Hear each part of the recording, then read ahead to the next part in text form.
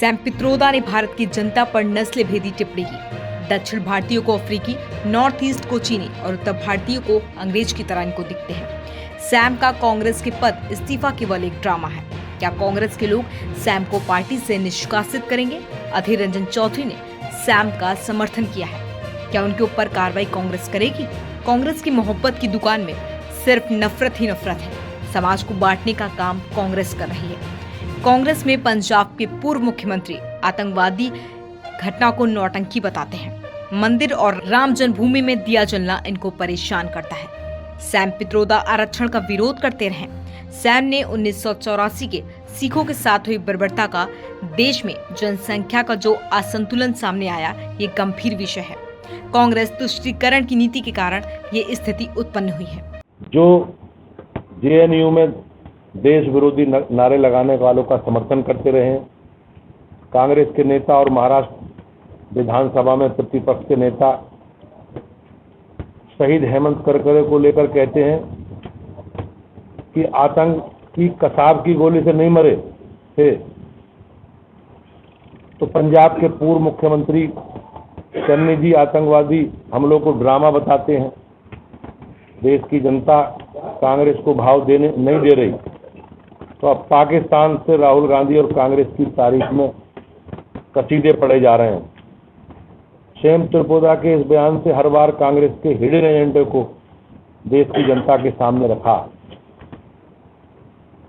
विरासत tax, Sam Pitroda ने पिछले कुछ समय पहले भारत में अमेरिका की तरह विरासत टैक्स लगाने की बात कही थी और कहा था कि कांग्रेस पार्टी ऐसी नीति बनाएगी जिसके माध्यम से धन का बेहतर बंटवारा हो।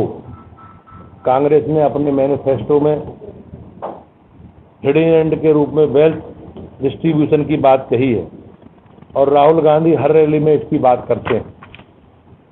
राम मंदिर पर भी सैम अंकल ने कहा, राम मंदिर, रामनवमी जैसी बात आइडिया ऑफ इंडिया को चैलेंज करते हैं। जून 2023 में भी पित्रोदा ने कहा था कि मंदिर से बेरोजगारी का समाधान नहीं होगा। मंदिर और राम जन्मभूमि दिया जलाओ, यह मुझे परेशान करता है। यही बात कांग्रेस और इंडिया अलायंस के लोगों को भी परेशान करती है। वे रामलला की प्राण प्रतिष्ठा में नहीं आए और आज तक मंदिर का विरोध करते रहे हैं और सनातन को। सैम पित्रोदा ने 2 महीने पहले कहा था कि संविधान में BR अम्बेडकर से ज्यादा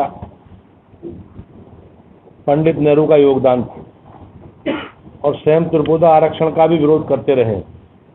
कांग्रेस पार्टी तो यही कहती है कि पूरा देश जानता है कि बाबा साहब को चुनाव हरवाने के लिए कांग्रेस ने कितने साजिश की है। कांग्रेस ने तो बाबा साहब को अपने शासनकाल में भारत रत्न तक देने का काम नहीं किया। आरक्षण का विरोध कांग्रेस के नेता करते हैं और कांग्रेस के लोग इस पर दूसरों पर इसका आरोप लगाते हैं। सैम पित्रोदा ने कहा था कि ऐसे हमले, जब पुलवामा का हमला हुआ तो सैम पित्रोदा का बयान आया कि ऐसे हमले होते रहते हैं। बम्बई में 8 लोगों ने हमला किया, उसके लिए पूरे पाकिस्तान को जिम्मेवार ठहराया नहीं जा सकता। जो उस समय मुंबई पर 2008 में आतंकवादी हमला हुआ था, इसके बारे में वो कहते हैं। इसकी सजा पूरे पाकिस्तान को क्यों दी जा रही है? कांग्रेस तो यही करती रही है। कांग्रेस के तमाम नेता जवानों के सर्जिकल स्ट्राइक और एयर स्ट्राइक पर सवाल उठाते हैं और पाकिस्तान को क्लीन चिट देने का काम करते हैं। तभी तो पाकिस्तान से राहुल गांधी और कांग्रेस पार्टी के लिए जोरदार बैटिंग हो रही है। मई 2019 में सैम पित्रोदा ने 1984 के सिख दंगों पर पूर्व प्रधानमंत्री राजीव गांधी की कथित सम्मिलितता के संदर्भ में पूछे गए प्रश्न के उत्तर में कहा था कि अब है क्या 84 का, हुआ तो हुआ। उन्होंने एक तरह से सिखों के नरसंहार को जस्टिफाई करने का कोशिश की थी। कांग्रेस तो यही करती रही है। आज तक गांधी परिवार ने सिख नरसंहार के लिए माफी नहीं मांगी और न ही उसके गुनहगारों को कोई सजा दिलवाने का काम किया। उल्टे सिख दंगों में शामिल नेताओं को कांग्रेस पार्टी ने बड़ी बड़ी जिम्मेदारी देने का काम किया। भारत के मिडिल क्लास को स्वार्थी नहीं होना चाहिए। पिछले चुनाव में सैम त्रिपुरा ने कहा था देश भर में अगर न्यूनतम आय योजना लागू की जाती है तो इससे थोड़ा टैक्स बढ़ेगा। ऐसे में मिडिल क्लास को स्वार्थी नहीं होना चाहिए और उन्हें बड़ा दिल दिखाना चाहिए।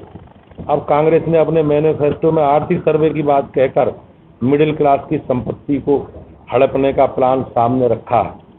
वैसे भी कांग्रेस मिडिल क्लास पर ज़्यादा टैक्स लगाकर मिडिल क्लास